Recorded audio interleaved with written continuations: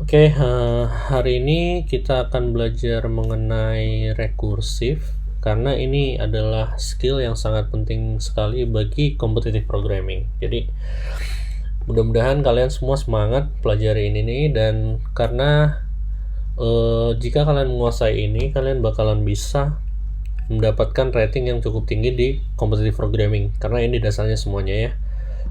Ini udah kemarin. Nah, kita mulai dengan definisi dulu ya. Jadi apa sih prerequisite-nya untuk belajar rekursif? Ya, saya harap kalian udah mengenal tentang conditional, array, looping, sama function karena itu adalah prerequisite utamanya. Nah, kalau misalnya kita lihat di sini ada kalau misalnya kalian buat ini di competitive program platform, masuk ke courses. Di sini ada pemrograman dasar, di sini ada rekursif. Jadi kalian sebelum menyelesaikan ini harus selesai dulu semuanya ya. Jadi masuk ke sini kalian udah benar-benar bisa menyelesaikan ini ya. Dan juga untuk hari ini mungkin kita akan fokus ke rekursif yang bab 12 ya. Jadi kita akan belajar itu sekarang. Nah, untuk meyakinkan, kita akan coba mengcoding secara yang biasa dulu. Ini misalnya conditional, ada array, ada looping ya. Misalnya kita akan coba coding tentang, let's say misalnya kita bikin satu code dengan memanfaatkan program sederhana ya. Jadi ini kita copy dulu karena kita pakai C++ ya. Jadi lebih gampang sebenarnya untuk ikut CP-nya. Misalnya kita buat ini loop.cpp ya. Kita bikin loop.cpp, berarti kita bikin mainnya dulu. Berarti ini return 0. Mungkin kurang besar ya, ini aku besarin lagi deh. Nah, habis itu biasa lah ya, kita yakinkan dulu kalau misalnya berjalan lancar semuanya. Ini biasa hello world. Oke. Nah, sekarang kita coba compile dengan gcc loop pp. Nah, sekarang kita bisa lihat hasilnya. Oke, berarti semua compiler dan runtime dan juga Linuxnya sudah berjalan dengan baik. Sekarang kita akan masuk ke pembahasan supaya kalian mengerti dulu nih. Kalau misalnya kita belajar mengenai apa ya, kita harus tahu dulu yang looping itu gimana gitu kan, polanya seperti apa gitu. Nah, berarti kalau misalnya kita lakukan ini, contohnya kita bikin sum of square ya. Jadi kita punya array, kita punya array lah, misalnya ini n gitu ya. Jadi kita bakalan punya array, misalnya jumlahnya ini seperti ini. Nah, kita pengen melakukan square terhadap ini dan juga kita akan menjumlahkannya. Berarti simpelnya berarti kita punya sum ya kan, untuk penampungan jumlahnya, dan juga kita for ini ada itu enggak yep, ini benar countnya ini ada sampai 5 ya, berarti dia mulai indeks ke 0. Ini di sum dan di square ya kan. Nah, ini di square berarti dikali 2 n dikali n nya indeks ke sekian. Nah, ini setelah selesai baru kita bisa return. Nah, ini meyakinkan kita kalau misalnya kita udah mengerti sebenarnya program biasa dengan conditional, fungsi. Ini kan ada fungsi, ada looping, ada array. Jadi aku rasa ini cukup. Nah, coba kita jalankan di sini sum of square. Nah, di sini kita jalankan aja gcc loop. Nah, di sini kita coba langsung eksekusi aja ya. Out. Nah, oke, 55. Jadi benar ya, nanti kalian coba sendiri deh. Nah, sekarang kita masuk ke motivasi. Nah, jadi motivasinya kenapa sebenarnya kalian butuh belajar rekursif ini ya kan? Ya, wait. Oke. Kenapa kita butuh belajar rekursif? Pertama kali sebenarnya supaya kalian jadi keren gitu kan. Karena apa? Biasanya di kata.ai itu orang kita tes banyak yang gagal di rekursif gitu. Padahal itu mungkin basics banget di computer science dan programming ya. Jadi masa itu aja nggak bisa gitu kan? Mungkin interviewer kita akan mikir kayak gitu ya. Maksudnya yang sederhana aja kayak misalnya faktorial atau Fibonacci mereka nggak bisa gitu. Jadi ya berarti abstraksinya kan nggak terlalu bagus gitu, dan maksudnya untuk level yang advance mungkin nggak bakalan bisa bertahan untuk kerja juga gitu. Jadi kita mencobanya di situ. Nah kalau misalnya untuk CP ini lebih pentingnya kita ke backtracking ya, ke backtracking, complete search, sama brute force, sama DFS. Dan juga divide and conquer ini kayak merge sort sama quick sort itu divide and conquer, atau binary search juga. Dan dari programming ini nanti kan kita bahas di tempat yang terpisah, tapi di sini kita akan belajar mengenai simplifikasi dari rekursif ya. Jadi kita coba. Nah, rekursif adalah sebuah fungsi yang menyelesaikan sebuah permasalahan dengan memanggil dirinya sendiri. Nah, gitu gimana? Kita coba aja. Nah, kita bergerak selalu dari definisi ya. Jadi misalnya kayak gini, kita coba bikin yang lain. Misalnya kayak print gitu ya. Kita mau print hello world sebanyak print x.cpp ya kan. Ini kita copy aja supaya lebih gampang lah.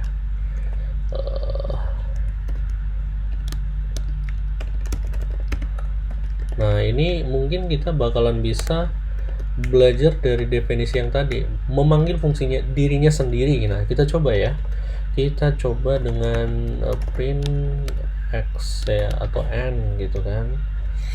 Kita coba seperti ini.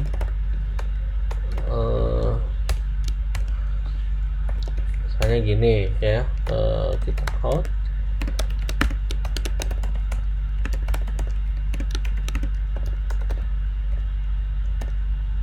ini. Nah ini apa yang akan terjadi ya, kita coba aja gitu, karena definisinya kan seperti itu tadi. Jadi kita coba aja sesuai dengan definisinya, walaupun itu masih belum lengkap ya. Nah ini kita harus ganti jadi print x error LD function start. Oke, berarti ini gara-gara nggak ada mainnya, jadi sini main. Nah kita coba. Wah dia looping terus ya kan. Karena apa? Ya memang karena belum selesai gitu kan, memanggil dirinya sendiri. Tapi ada dua kondisi nih. Kalau masalah cukup kecil, maka dia akan langsung menghasilkan jawaban. Berarti ada kondisi berhenti. Kalau masih terlalu besar, maka fungsi akan memanggil dirinya sendiri. Masalah yang lebih kecil, berarti kita akan lihat di sinilah. Ini masalahnya tetap sama, itu kan berarti salah. Cukup kecil, berarti nggak ada kondisi apa-apa, ini langsung memanggil diri sendiri. Nah sekarang kita coba, let's say misalnya kita pengen ngeprint sesuatu ya kan, dengan seperti ini. Kita pengen coba ngeprint hello world dengan kayak gini. Apakah ini masalah makin kecil? Enggak, karena apa? Ini kita tetap return n. Nanti ini akan terus jadi n. Coba kita coba ya. Print n. Okay. What's wrong with this one? Wait, no. Ini apa katanya? Not declared here. Oke, ini katanya nggak dideklarasikan di sini. Kalau misalnya, kayaknya ini ada yang salah di sininya sih. Ntar ya, kalau kayak gini, view argument, to view argument. Oh, di sini. Ini kan di sini. 12 kan? Nah, sorry salah. Misalnya kita bikin 5 deh, berarti kita sebenarnya pengen mencoba ngeprint hello world sebanyak 5. Nah tapi tetap sama karena dia tetap 5 ya. Dan di sini dia kena segmentation fault karena dia apa, rekursifnya terlalu dalam dan dia nggak balik gitu. Jadi stucknya terlalu banyak yang dipakai, jadi dia error. Nah sini jika masalah sudah terlalu besar, maka fungsi akan menambung yang lebih kecil. Nah sekarang berarti dia harus menjadi lebih kecil. Coba ya, coba kita kecilin ya kan. berarti dia turun, ya kan? Dia turun jadi makin kecil, tapi segmentation fault lagi. Berarti kita harus punya kondisi berhenti, ya kan? Jadi kita harus jaga dia supaya kalau misalnya dia lebih kecil dari 0, maka kita tidak melakukan apa-apa selain return, gitu ya. Coba ini gimana responnya. Nah, di sini dia bener, tapi dia menggamparinya sebanyak 6 kali, which is fine untuk saat ini ya. Jadi mungkin kalian sudah bisa dapat melihat ini akan tetap dipanggil seperti ini ya. Jadi dia akan ngecek ini 0 enggak. Oh oke. Kalau enggak, print ini, baru nanti panggil ini lagi. Dia memanggil dirinya sendiri loh. Nah, habis itu dia nanti ngecek lagi. Ini kan turun jadi 4 gitu ya. Baru nanti dicek, oh enggak, langsung lagi masuk lagi gitu kan. Jadi dia kayak tangga gitu. Jadi istilahnya kita ngeprint gitu kan, print kayak gini. Terus habis itu, wah kita belum selesai nih. Berarti ini ini katakanlah misalnya 5 ya. Ini 5, baru habis itu ini berapa lagi? Ini jadi 4, terus habis itu dimasukin lagi terus sampai 3. Ini juga jadi 2. Ini kayak gini ya. Kira sampai dia kena ya ke 0. Oke, 0 berhenti ya kan. Berarti dia habis itu balik lagi nih ya kan, karena ini tadi nunggu loh ya kan. Berarti dia kesini ya, turun lagi, turun lagi. Nah di sini dia ini ya kan, ini balik gitu karena dia udah di return kan untuk yang sebelumnya ya kan. Akhirnya sampai kayak gini 3, balik lagi sampai 2, balik lagi jadi 1. Kayaknya dia jadi 0 kan tadi kan. Jadi dia modelnya seperti ini ya. Kalau kalian pengen lihat gimana eksekusi yang sebenarnya, kita bisa melakukan itu di sini gitu ya kan. Nah, jadi kita coba seperti ini gitu ya, code.runLine ini gitu. Nah jadi kita coba ini, kita pre sebelum ya. Nah sekarang kita coba di sini apa, pause ya kan. Berarti setelah pemanggilan ini, berarti ini akan dipanggil ke belakangan ya.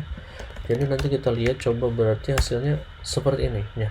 Jadi seperti yang aku gambarkan tadi, jadi dia ini 0 baru dibalikin, baru ini ada sini, ini ada atas, ini ada sini. Nah kalau misalnya kalian mau pengen itu lebih rapi, kalian bisa bikin space-nya ya, space apa gitu. Tapi nanti itu kita pelajari selanjutnya lah supaya waktunya bisa cukup. Nah, habis itu kenapa rekursif itu penting ya kan? Rekursif itu penting karena apa? Banyak masalah yang mudah diselesaikan dengan rekursif. Jadi kita mungkin agak susah mikirin loopingnya karena definisinya memang udah diselesaikan dengan rekursif. Karena teknik untuk misalnya kita paksain dengan looping, ya itu nanti lebih ribet gitu. Jadi kalian nanti akan saya kasih contoh gimana caranya supaya menyelesaikan dengan rekursif dan pola pikirnya agak sedikit berubah dari looping gitu. Karena solusi rekursif mungkin lebih mudah dan lebih simple, tapi memang harus ada beberapa hal yang itu harus benar-benar diperhatikan. Oke. Strategi rekursif ada 2 gitu. Ada base case, ada recurrence. Base case itu artinya dia paling sederhana. Jadi dia nggak bakalan manggil lagi. Kalau recurrence, oh ini masih bisa disederhanai, dipanggil. Sama seperti yang tadi. Nah, yang tadi itu seperti ini. Ini akan tetap dipanggil kan. Ini berarti apa? Ini recurrence ya kan, karena dia memanggil dirinya sendiri. Ini apa? Ini base cases. Nah gini jadi lebih jelas ya kan, kalian udah melihatnya seperti itu. Oke. Nah sekarang faktorial. Nah gini, cut ini faktorial berarti kalian udah tahu kan, kalau misalnya di SMA pasti udah diajarin nih faktorial apa ya kan, mengenai masalah counting probability ini akan kepake banget. Nah permutasi kayak gitu-gitu, kombinasi juga. Nah ini definisinya seperti ini. Ini definisi matematikanya ya. Ini definisi rekursifnya. Misalnya faktorial 0 sama dengan 1, faktorial n sama dengan n dikali faktorial n kurang 1. Oke. Nah, gimana caranya Ini kan sebenarnya hanya simply kita bisa, ini kita copy dulu lah, ini kita copy dengan gampang seperti ini. Ini kita coba ganti faktorial x ya, karena tadi aku udah bikin itu. Nah ini kita ganti lah ya, kita ganti ini jadi count ini. Oke, ini biar lebih terlihat jelas ya. Ini misalnya kita pengen modelnya berapa faktorial 5, berarti faktorial 5 itu kan 120 ya. Jadi kita bisa coba ini belum ada gitu kan. Nah coba kita bikin faktorial. Ini hanya contoh sederhana ya, nanti kalau misalnya kalian udah berpengalaman kalian bakal ini nanti lebih bagus pakai long atau pakai apa gitu nanti, tapi nanti nantilah. Sekarang kita lihat definisinya, faktorial 0 sama dengan 1, which is itu nggak bakalan pemanggilan rekursif, kan ini nggak ada ya, 1, berarti udah balikin aja. Kalau misalnya n sama dengan 0, return 1. Tapi ini harus bahaya nih, bahaya. Karena apa? Karena nanti kalau misalnya dia lewat dari 0 gitu kan, tapi nanti misal faktorial ini kan udah jelas banget ya, untuk n lebih besar dari 0 ya kan. Berarti kita lihat kalau misalnya dia lebih besar dari 0 berarti positif. Kita harus apa? N dikali faktorial n kurang 1. Kita langsung aja n dikali faktorial n kurang 1. Ini udah ya, udah, karena kita hanya ngikutin definisinya aja. Wait, ini berarti yang apa judulnya, faktorial x ya, faktorial x. Nah 120 simple kan. Jadi ini kita tinggal ngikutin ini aja. Nah sekarang permasalahannya adalah nanti kalau di competitive programming kalian itu nggak dikasih definisi ini, kalian harus merumuskan definisi itu sendiri dari soalnya. Jadi kalian akan perlu coret-coret di kertas gitu ya. Jadi jangan langsung mikir ini. Pertama-tama kita harus coret-coret di kertas. Ini definisi rekursif dirumuskan baru di coding, karena ini simple banget, nggak ada ribet gitu ya, nggak kayak looping gitu kan. Nah itu dia seperti itu. Nah sekarang kita masuk ke TLX.